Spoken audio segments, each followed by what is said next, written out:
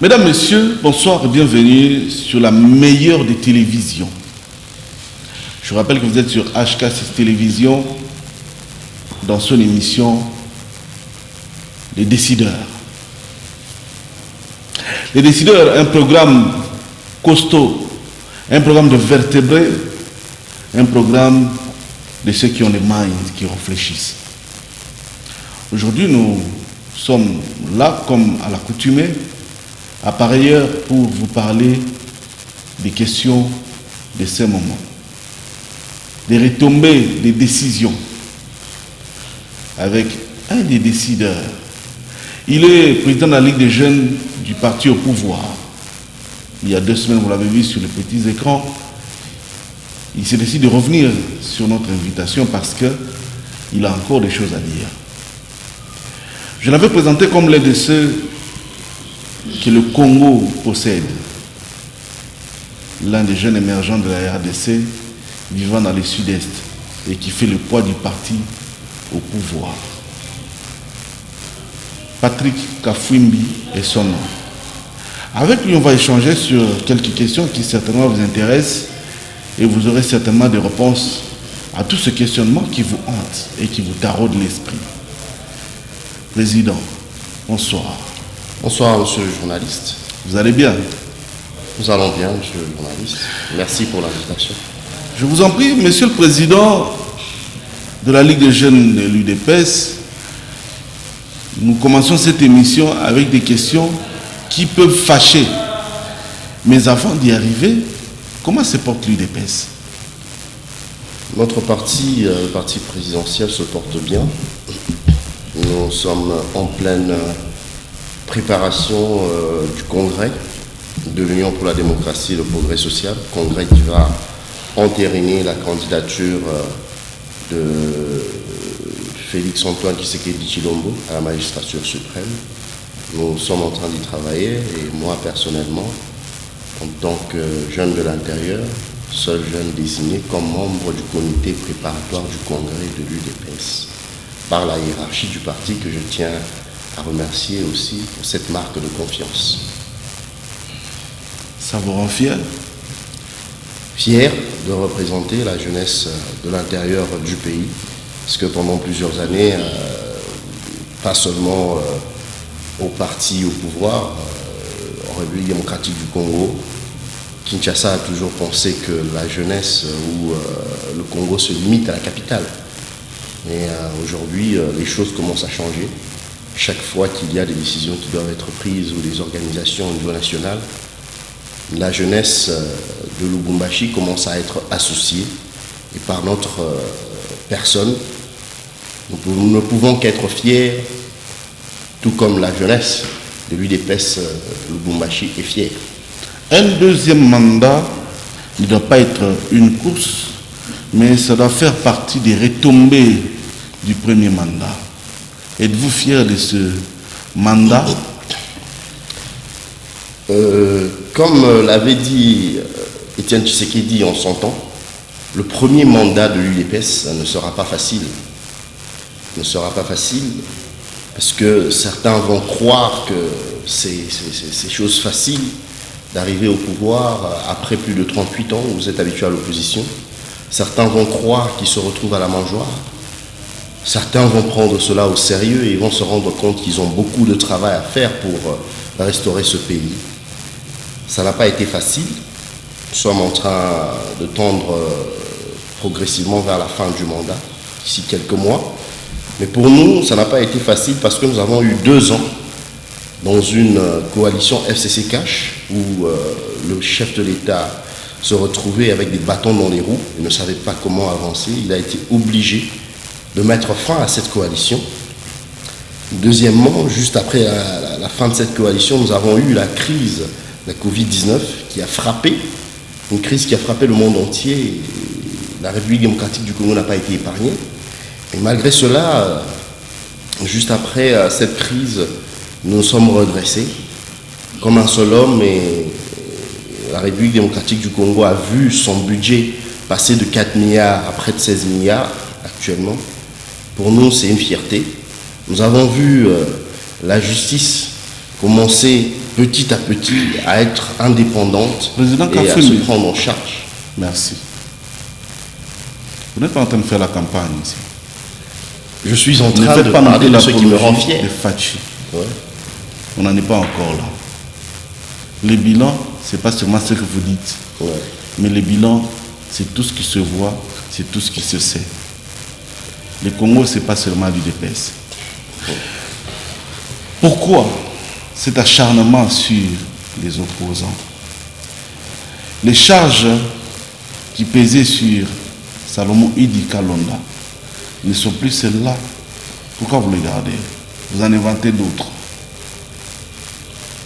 Merci, monsieur le journaliste, pour la question. Acharnement sur les opposants, je ne pense pas. Nous sommes en démocratie. Puis, dans un système pour lequel l'Union pour la démocratie et le progrès social a eu à lutter pendant plus de 3 décennies. Et lorsque nous arrivons au pouvoir, nous devons voir la règle de droit être appliquée. Être appliquée indistinctement, tant à l'endroit des opposants qu'à l'endroit de ceux qui sont au pouvoir, tant à l'endroit de l'opposition qu'à l'endroit de l'Union pour la démocratie et le progrès social parti au pouvoir. Mais malheureusement, nous constatons que certains membres de l'opposition pensent que le fait d'être dans l'opposition constitue pour eux une blanchisserie. Je vous donne l'exemple d'Augustin Matata Ponyo, qui a fait une débâcle à Bukangalonzo. C'est regrettable lorsque vous arrivez sur place avec tous ces millions qui ont été détournés. Mais aujourd'hui, si la justice décide d'ouvrir un dossier à l'endroit de cet ancien Premier ministre, on veut nous parler d'acharnement? Je ne pense pas. Parlons du dossier de Salomon Idi Kalonda. Le dossier était encore en instruction préjuridictionnelle, monsieur le journaliste. Et à ce niveau-là, l'instruction est secrète. Il y a des éléments que le procureur de la République ne peut pas divulguer, ne peut pas rendre public, ou l'auditeur, si je ne m'abuse du terme, ne peut pas rendre public. Aujourd'hui, il y a certains faits qui sont retenus à la charge de M. Salomon par le ministère public, et c'est parce que le procès venait tout juste de commencer que nous sommes officiellement informés des faits pour lesquels le ministère public poursuit M. Salomon. Il dit, qui sommes-nous pour juger M. Salomon? Nous ne sommes pas juges, nous ne sommes pas magistrats assis pour dire que M. Salomon Idi Kalonda est coupable. Nous laissons la latitude aux juges d'en décider. Il n'a pas encore été jugé, il n'a pas encore été condamné. Le dossier est encore au niveau du ministère public qui est en train de le poursuivre. Donc, parler d'acharnement à ce stade, je ne pense pas qu'il y a un quelconque rapport entre un dossier en instruction et un quelconque acharnement. Acharnement de qui? De la justice? Non, laissons la justice faire son travail. Les médias, je pense qu'elles devraient accompagner la justice en lieu et place de démotiver les juges ainsi que les magistrats à faire leur travail. Parce qu'ils auront maintenant peur d'arrêter les infracteurs parce qu'il y aura des dénonciations d'acharnement. Et nous allons vivre dans une république bananière. Nous allons vivre dans une jungle où nous n'aurons plus des infracteurs ou des délinquants à être poursuivis et condamnés par la justice, tel que le droit pénal le reconnaît, monsieur le journaliste. Vous êtes juriste, n'est-ce pas, de formation? Effectivement. Monsieur le président de la Ligue des jeunes de l'UDPS, vous n'avez pas honte quand un ancien allié, aujourd'hui opposant, vous dit « j'ai des preuves accablantes des sorties des fonds par jet privé. J'ai des preuves accablantes de la mégestion de la RDC. Certaines preuves sont en image.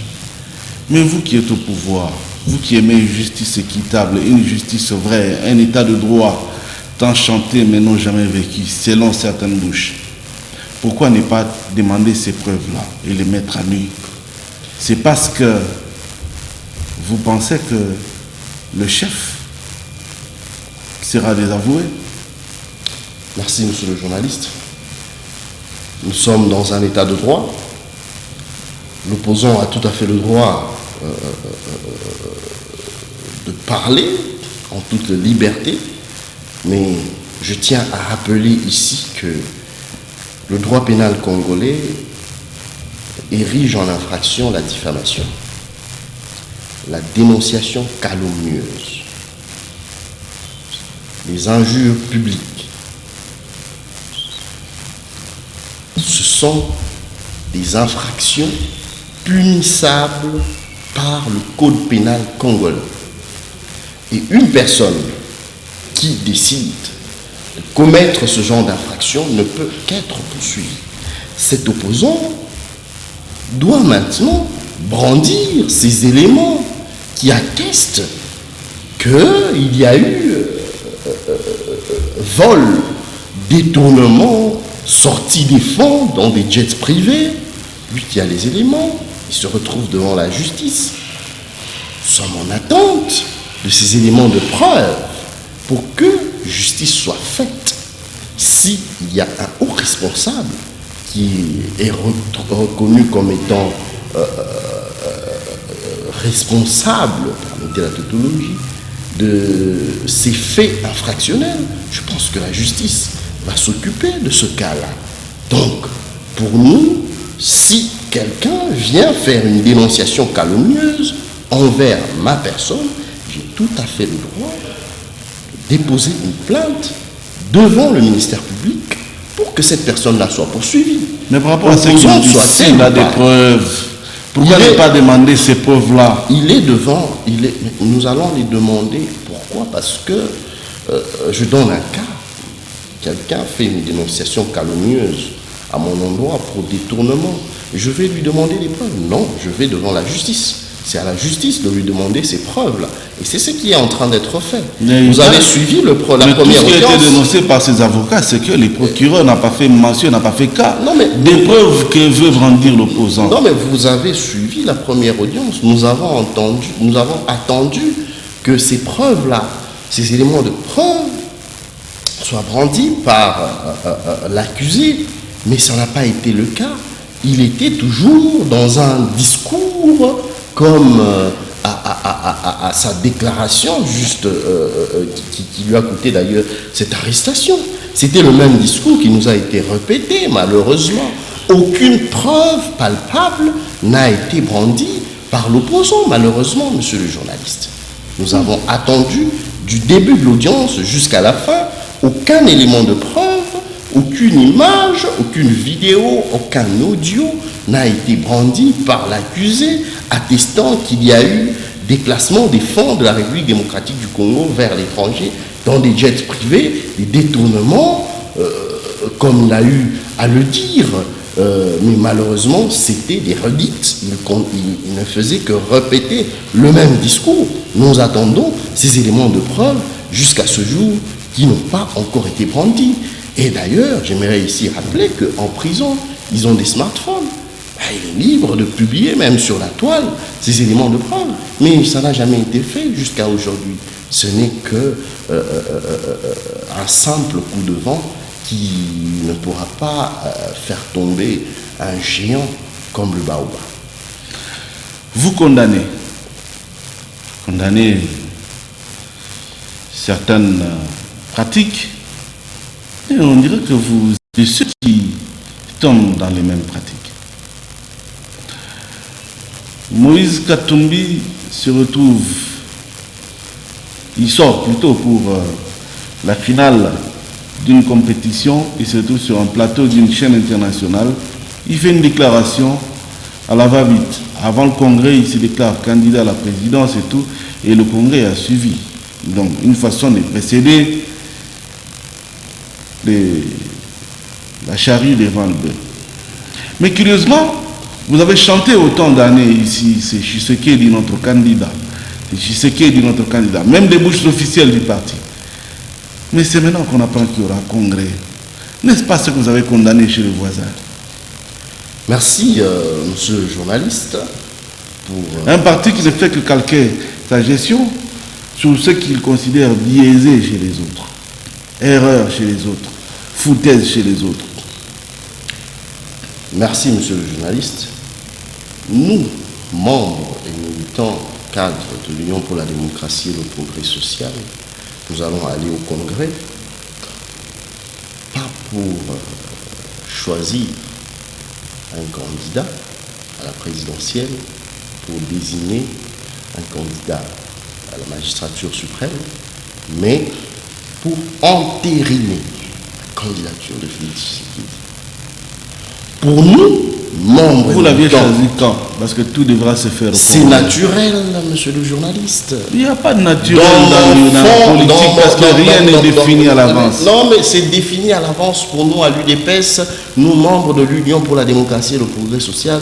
Notre candidat naturel à la présidentielle, c'est Félix Antoine Tshisekedi Tshilombo. Vous avez condamné quand tout le monde a dit ici, quand les FCC disait le candidat naturel, c'était Kabila. Non, nous n'avons jamais condamné. Vous avez condamné parce qu'il y a eu même certains membres de l'UDPS en son temps qui ont dit clairement, est-ce que tous ces intellos, tous ces professeurs ordinaires qui entourent le président ne peuvent pas diriger ce pays?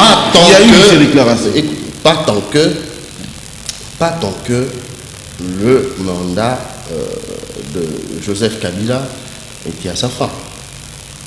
Joseph Kabila Kabange a eu son premier mandat lorsqu'il était candidat à son deuxième mandat en 2011. L'Union pour la démocratie et le progrès social n'a jamais condamné les autres membres du FCC pour de vouloir laisser Joseph Kabila comme candidat. C'est tout à fait normal. La Constitution reconnaît à Joseph Kabila Kabange le droit de se représenter à la magistrature suprême. Mais c'est lorsque le deuxième mandat de Joseph Kabila est arrivé à sa fin que nous avons condamné. Nous leur avons dit, mais ce n'est pas normal. Il n'a plus le droit de se représenter. La Constitution ne lui reconnaît pas ce droit-là. Vous, autres membres du parti présidentiel ou de la majorité présidentielle, vous pouvez désigner quelqu'un d'autre. Et d'ailleurs, Joseph Kabila Kabange lui-même a compris cela en lieu et place des autres. Il a eu à désigner Emmanuel Ramazani Shadari comme candidat. Pourquoi Joseph Kabila ne s'est pas désigné lui-même comme candidat? C'est la preuve qu'il nous a donné raison. Mais aujourd'hui, nous faisons de même. Félix Antoine Tshisekedi Tshilombo, la Constitution lui reconnaît le droit de se représenter, encore une fois de plus, comme candidat à la présidentielle. Alors pourquoi nous devrions lui refuser ce droit-là tant qu'il est en train de bien faire les choses en République démocratique du Congo, il est en train d'améliorer les choses. Et d'ailleurs, j'aimerais ici rappeler que le plan d'action du président de la République, son Excellence Félix Antoine Tshisekedi Tshilombo, était étalé sur 10 ans, pas sur 5 ans, parce qu'il savait bien qu'il a déjà ses 10 ans en poche. Il sera réélu par la majorité de la population congolaise. Ça, c'est un fait. Donc, nous n'avons pas condamné le fait que le FCC ait désigné Joseph Kabila Kabange comme candidat en 2011, mais plutôt après son deuxième mandat, cela ne pouvait plus être possible. Donc, il y a une nuance à faire entre les deux. Alors, il se fait que nous sommes en train d'approcher vers les élections, mais curieusement, il semblerait, nous le disons conditionnel parce que ça ne s'est pas fait le jour. Or, la politique, c'est la nuit et le jour. Yes. Alors, notamment, semble-t-il qu'il y aurait des émissaires du président Tshisekedi qui seraient allés voir les sénateurs à vie parce qu'il n'y aurait pas les moyens pour organiser les élections. Alors, vous qui, pendant tout ce temps, avez chanté la démocratie, avez chanté l'état de droit, qu'est-ce qui fait en sorte que, s'il s'avère que cela est vrai, qu'il n'y ait pas élection alors qu'en gérant, on doit tout faire pour qu'il y ait assez de provisions pour assurer la continuité de l'État après soi? Merci. Rien d'officiel par rapport au fait qu'il y ait un probable report des élections en République démocratique du Congo. Le président de la République, même lors de sa sortie en dehors du pays au Brésil récemment, a eu à confirmer devant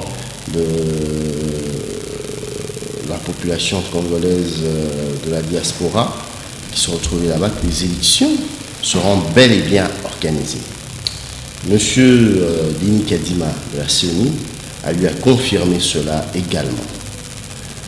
L'opposition a eu à déclarer pendant plusieurs mois que le gouvernement était incapable de financer les élections en République démocratique du Congo.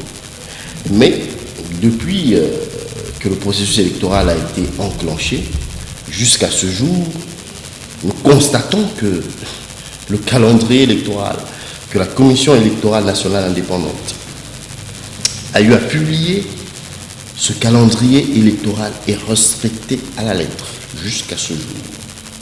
Convocation du cycle électoral, ouverture des BRTC, dépôt des candidatures à la députation nationale, dépôt des candidatures à la députation provinciale, l'enrôlement a déjà eu lieu.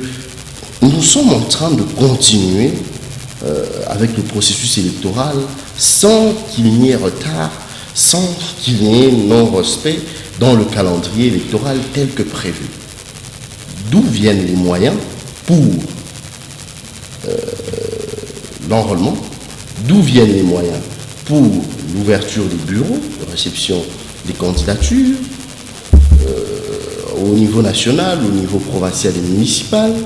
D'où viennent les moyens pour l'achat de tous ces kits électoraux, de toute cette logistique dont la Commission électorale nationale indépendante a besoin? Ces moyens-là viennent du gouvernement. Comment on peut venir encore dire que le gouvernement n'a pas les moyens pour financer l'organisation des élections? Le gros est déjà fait. Nous n'attendons que décembre pour que chacun aille mettre son papier dans l'urne. C'est ce qui reste à faire. Donc, je ne pense pas que cela soit véridique. Les élections, pour nous, à l'Union pour la démocratie et le progrès social, les élections vont être bel et bien une réalité, elles seront organisées, à moins qu'il y ait une déclaration officielle que les moyens ne sont pas là. Mais ce que nous sommes en train de voir comme réalité sur terrain, c'est que les moyens sont bel et bien là pour l'organisation des élections, parce qu'il n'y a aucun retard par rapport à cela. Ce que nous sommes en train de voir, ce sont les officiels, notamment le président de la République, notamment le président de la centrale électorale Denis Kadima, déclarer que les élections auront bel et bien lieu.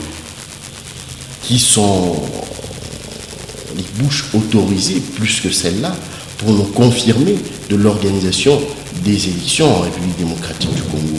Je ne pense pas qu'il y en a, à part les ragots sur les réseaux sociaux et dire qu'il y a des émissaires, je l'ignore, mais c'est tout à fait normal. En politique, les concertations et autres ne peuvent qu'avoir lieu quand il y a nécessité. D'ailleurs, le Parti du Peuple pour la Reconstruction et la Démocratie, le PPRD en sigle, a décidé de ne pas faire partie du processus électoral. Donc, je pense qu'ils ne sont pas concernés et nous sommes en train d'aller avec des partis qui ont décidé de faire partie, comme Ensemble pour la République, Envol et autres. Voilà. Parle bien. Merci. Alors, Monsieur le Président de la Ligue des jeunes de l'UDPS, Patrick Kafwimbi, où en est-on avec l'autopsie du corps de feu, le porte-parole du parti Ensemble pour la République? Parce que vous vous êtes informé avec tous qui nous suivent que le parti dans lequel appartenait Feu Chérubin Okende dit tout haut que c'est le pouvoir qui a éliminé l'un des leurs. ce sont encore une fois de plus des dénonciations calomnieuses, passibles de poursuites judiciaires. Pour les gens qui disent cela. À ce jour, l'Union pour la démocratie et le progrès social est en droit d'ester en justice contre toutes ces personnes-là qui font ces déclarations. C'est reconnu par le Code pénal congolais.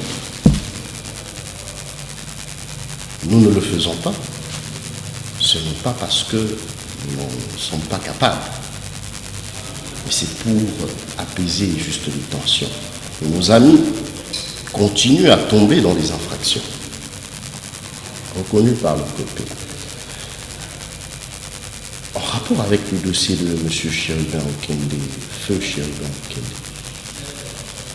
nous tenons une fois de plus à affirmer notre tristesse par rapport à cette disparition. Une tête est partie. Il va beaucoup manquer à la République démocratique du Congo.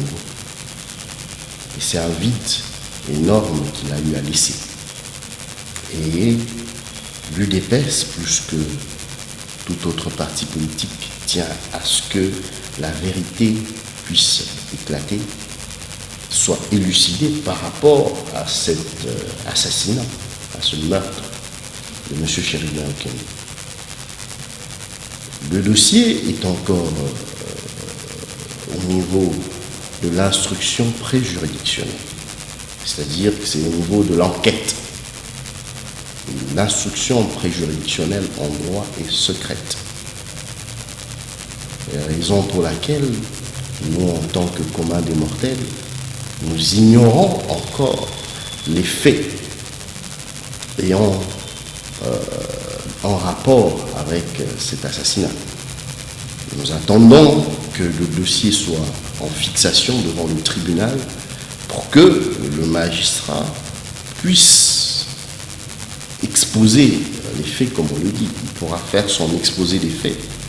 Et là, nous serons informés des réalités, des résultats de l'autopsie et de tout ce qui va avec. Tout ce qui se dit un peu partout sur les réseaux, dans les médias, c'est juste pour nourrir l'opinion, si je peux le dire ainsi. Nous attendons une déclaration officielle devant les instances judiciaires, une déclaration officielle des magistrats, des enquêteurs, des officiers de police judiciaire, de la police scientifique. Tous les éléments là vont permettre à ce que nous soyons éclairés par rapport à ce dossier-là. Donc, le dossier de M. Chérubin Okende est encore en pleine enquête, en pleine instruction préjuridictionnelle, et nous préférons ne pas commenter sur les éléments que nous ne maîtrisons pas, mais nous demandons à la justice, c'est-à-dire le procureur de la République, de bien faire son travail, d'enquêter et de nous apporter la lumière par rapport à ce dossier-là pour que l'âme de l'illustre disparu puisse reposer en paix et que sa famille puisse être consolée un temps soit peu. Où en est-on avec la loi Tchèque? Les élections approchent parce que l'opposition, surtout le parti Ensemble, déclarait tout haut que c'était Moïse Katumbi que vous avez toujours dans vos viseurs pour les prochaines échéances électorales. Vous tenez à tout prix à l'écarter. Alors, si la loi Tchani n'est pas encore passée, comment comptez-vous y arriver? Parce que Ensemble pour la République déclare haut et fort que si et seulement si Moïse Katumbi est laissé ou à les couloirs libres, Tshisekedi ne sera pas là. Merci, monsieur le journaliste. La loi Tchani... Des questions qui dérangent. Parlement du monde, la loi Tchani, de père et de mère, comme on aime bien l'appeler, monsieur Noël Tchani n'est pas partisan de l'Union pour la démocratie et le progrès social. Monsieur Noël Tchani a son propre parti politique qui d'ailleurs M. Noël Tchani n'a pas soutenu la candidature de Félix Antoine Tshisekedi Tshilombo, même lors des échéances électorales passées. Il était challenger de Félix Tshisekedi.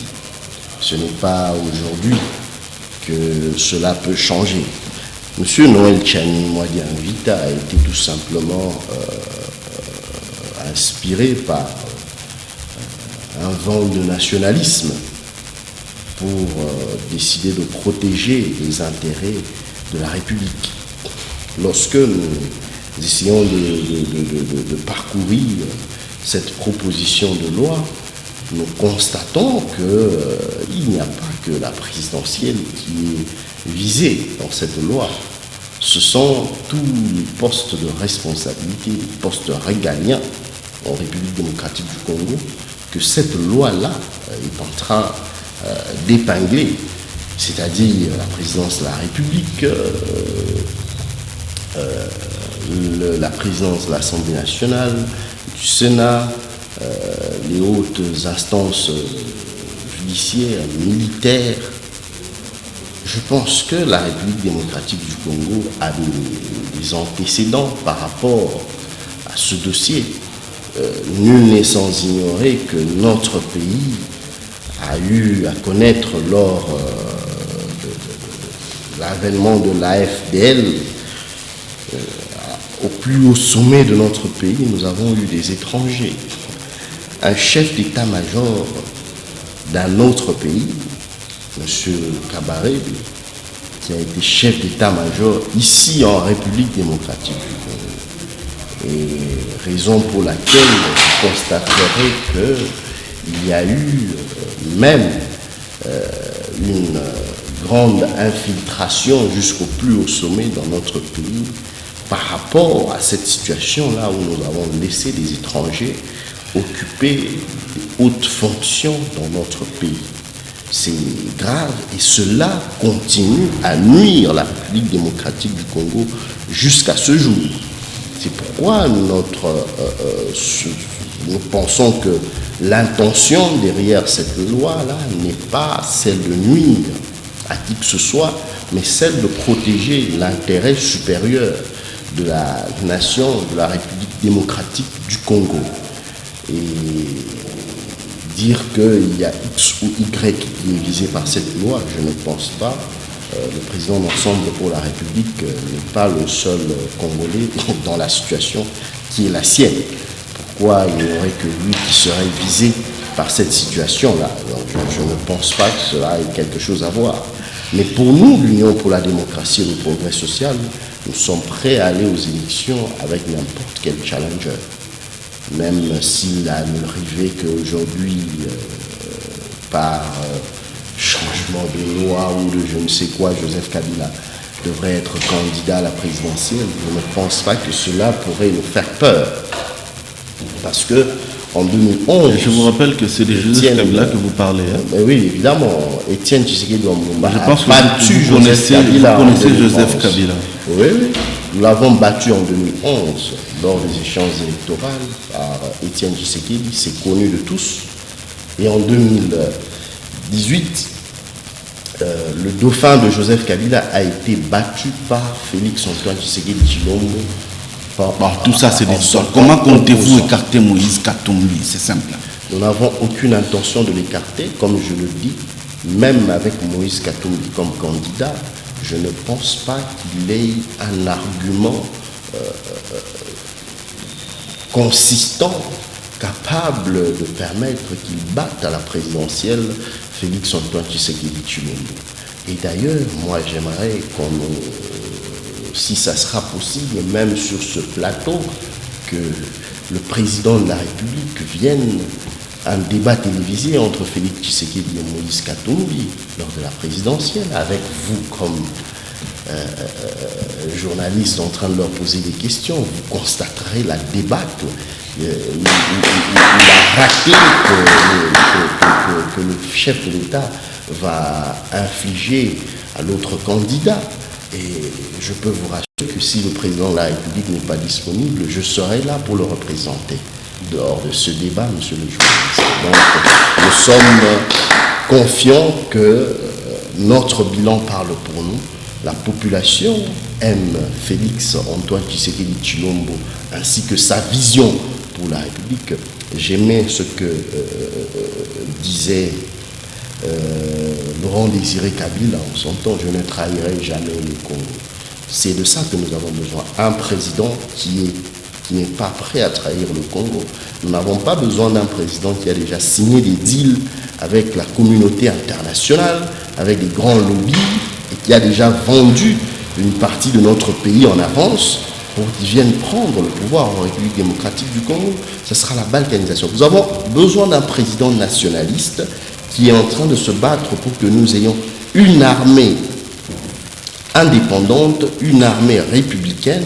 Aujourd'hui, le budget de l'armée de la République démocratique du Congo est à plus de 1,3 milliard de dollars. Chose qui n'a jamais existé dans ce pays. Aujourd'hui, le service national est en train de faire des merveilles dans la province du Haut-Lomami. Aujourd'hui, notre armée est en train de produire. Aujourd'hui, notre armée produit. Et d'ailleurs, je vous rappelle que ses propres tenues pour les tout ce que militaires. vous dites là, tout ce que vous dites sur le président Tshisekedi, c'est bien. Et bien parler, oui, mais bien agir, c'est mieux. Alors, ça vous fait comment dans votre camp quand je sais que vous allez appeler ça spéculation, mais il n'y a pas de fumée sans feu. Qu'est-ce que ça vous fait quand vous apprenez que Jean-Pierre Bemba est candidat à la succession de Tshisekedi, alors qu'il est membre influent de l'Union sacrée? Premièrement, comme vous l'avez dit vous-même, ce sont des spéculations, rien à voir. Le MLC n'a rien confirmé par rapport à ça. Jean-Pierre Bemba soutient la candidature. Vous vous souvenez des propos de Mme Bazaïba qui disait tout haut que nous ne refusons pas de soutenir le président Tshisekedi, mais nous ne l'avons pas encore dit. Nous attendons les congrès du parti. Mais entre-temps, ça commence toujours comme ça.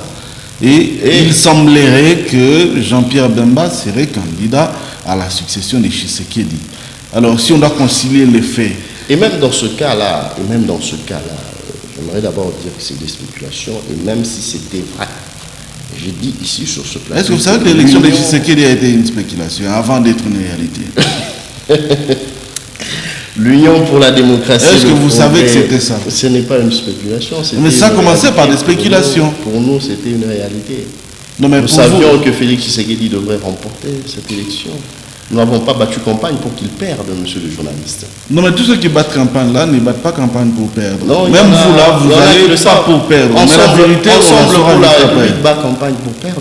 Ça, qui vous a dit ça? Mais je vous le dis. Ensemble pour la République bat campagne pour perdre. Mais oui, ils le savent déjà. Est-ce que vous connaissez Moïse Katumbi? Martin Fayulu, lui, a compris cela, il a désisté. Vous connaissez Moïse Katumbi? Joseph Kabila a compris cela, il a désisté. Est-ce que vous connaissez Moïse Katumbi? Oui. Vous connaissez Moïse Katumbi? Évidemment. Il a été gouverneur. Je vous demande encore, est-ce que vous connaissez Moïse Katumbi? Il a été gouverneur du Katanga, il est président du tout-puissant Mazembe. Je vous rappelle que ce n'est pas Monsieur Tout-le-Monde. Tout comme moi, je ne suis pas non plus Monsieur Tout-le-Monde. Vous êtes Monsieur Kafouimbi, président de la Ligue des jeunes de l'UDPS, même pas membre influent du parti. Donc, parlez de Moïse Katumbi avec les réserves. Il rafle tout sur son passage. Membre de l'organisation du congrès qui va entériner la candidature du chef de l'État. Chef de l'État, aujourd'hui, mais simple candidat à la présidence, demain, challenger de Seth Kikouni, challenger de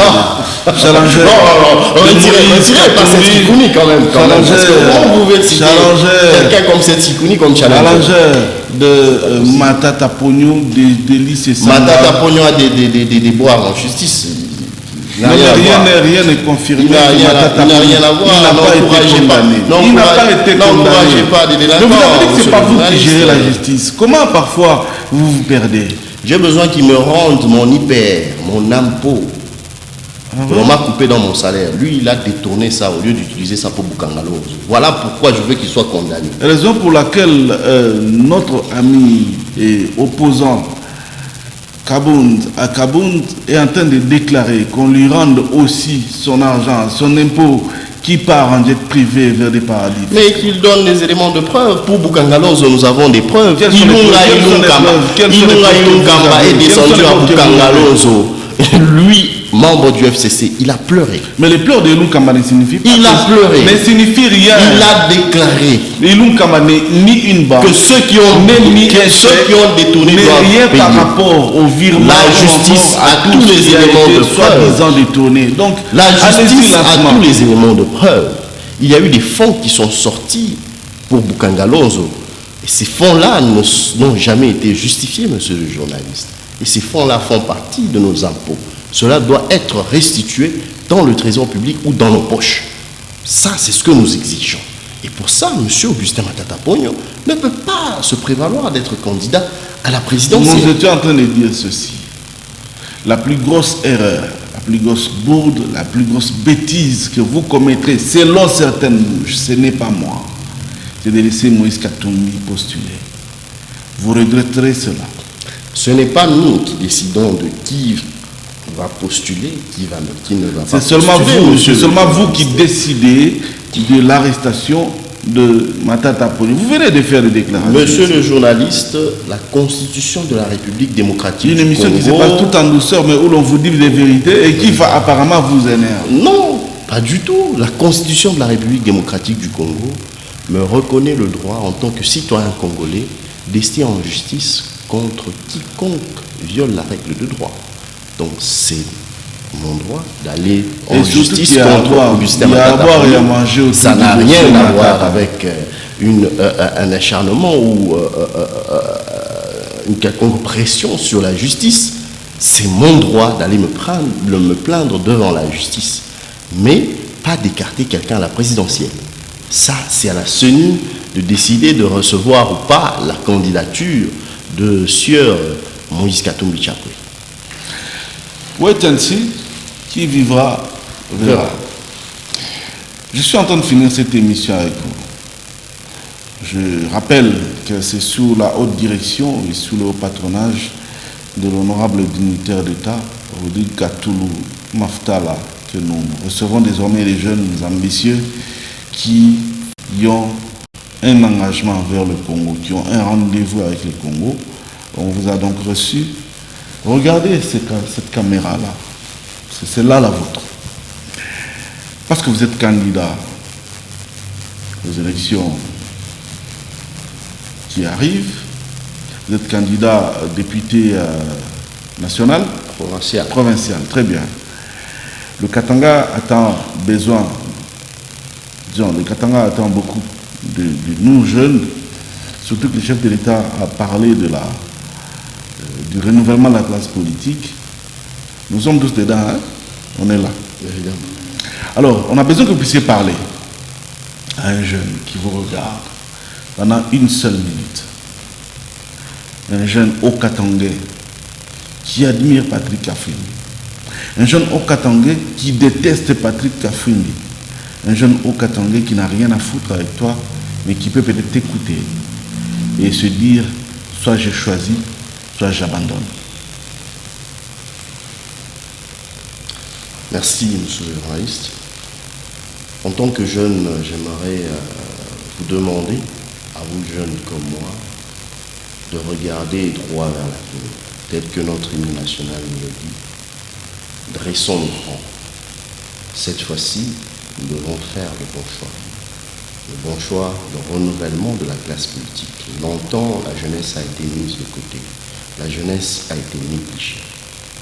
J'aimerais ici demander que la jeunesse fasse des bons choix, car nous jeunes, nous connaissons les préoccupations des jeunes comme nous. Nous jeunes, nous connaissons des solutions à apporter aux problèmes de la jeunesse.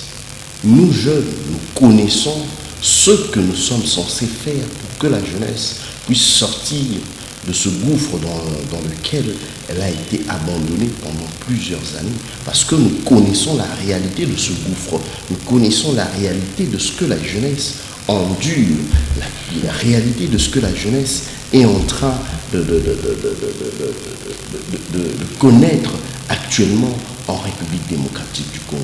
C'est pourquoi nous voulons qu'il y ait un nouveau souffle dans les instances législatives de notre pays, tout comme dans les instances exécutives de notre pays. Nous voulons voir beaucoup plus de jeunes au Parlement. Nous voulons voir beaucoup plus de jeunes dans les exécutifs provinciaux, tout comme dans l'exécutif national. C'est cela notre objectif.